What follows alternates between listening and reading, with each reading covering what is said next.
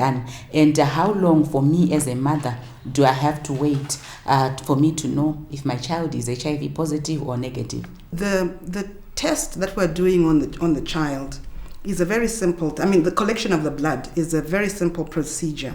What we do is we prick on the heel of the infant and just get a few drops of blood and put them on a filter paper, which is then sent to the lab. Unlike the rapid test where we would, test and get the result for the child within 20 minutes of testing, or in the past we even used to draw blood and send it to the lab. Now it's just this little heel prick. Unfortunately, the result is not available immediately.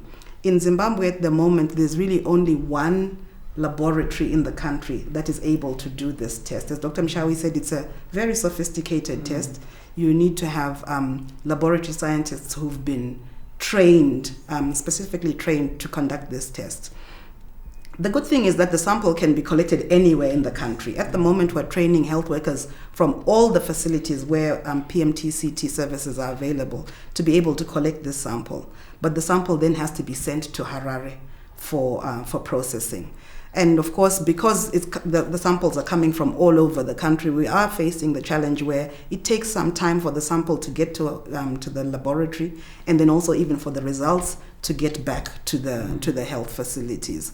So it's taking, it takes anywhere from a week to 6 weeks before the results are out. Longer in some cases, depending on how remote the areas are. So we're really saying to the mothers, do not get discouraged if you get to the health facility and you find that your result has not yet come back because of this process that we're going through.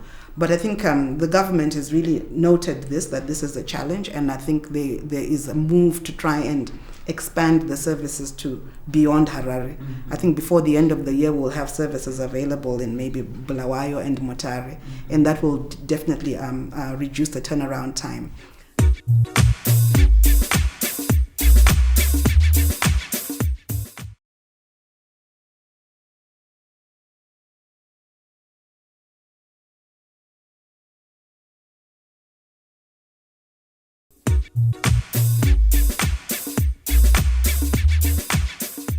As ministry, what are you doing to improve turnaround time?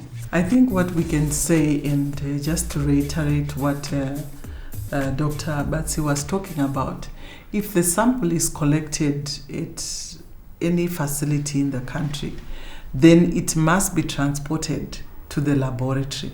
And then when it arrives in the lab, and at the moment we have the laboratory, which is here in Harare, at Harare Hospital, then within the lab, there's also processes to actually do what is needed so that we have a result back.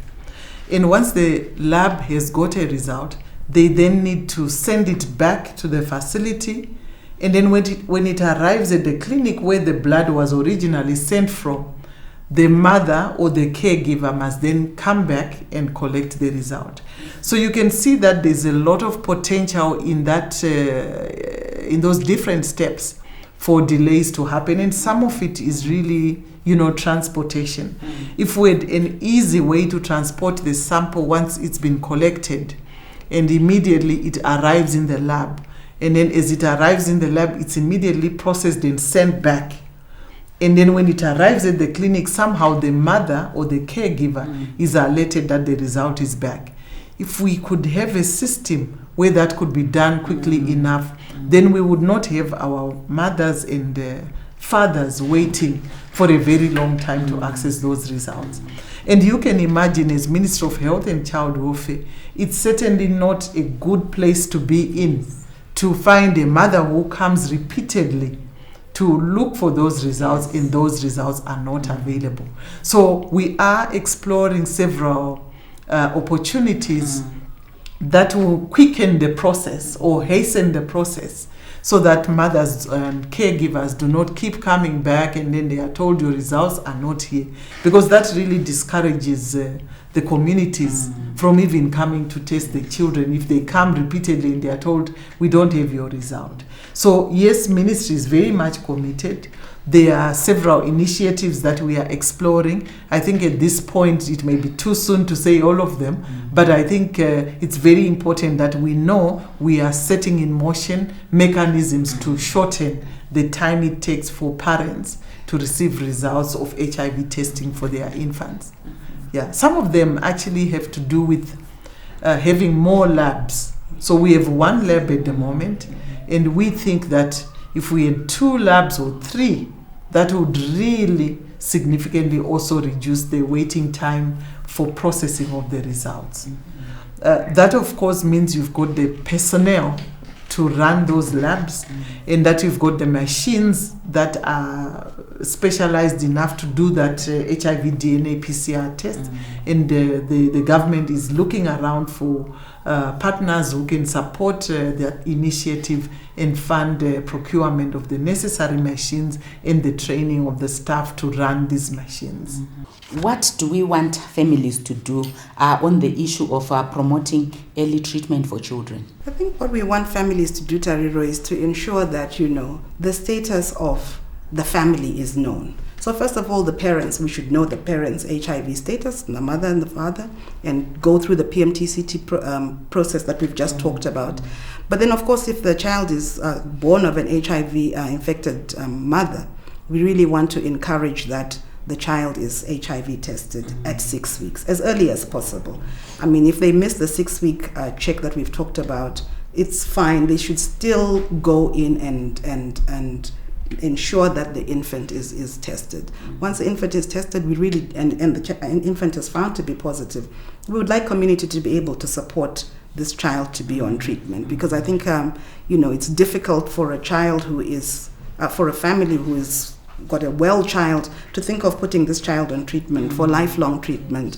But they really do need to do that for the child, even though the child is well. But if they're HIV positive, they do need the treatment. And then, of course, to just give them the necessary support to be able to raise a healthy infant, make sure they go for their immunizations like we talked about, make sure they follow the recommendations as far as infant feeding for the child.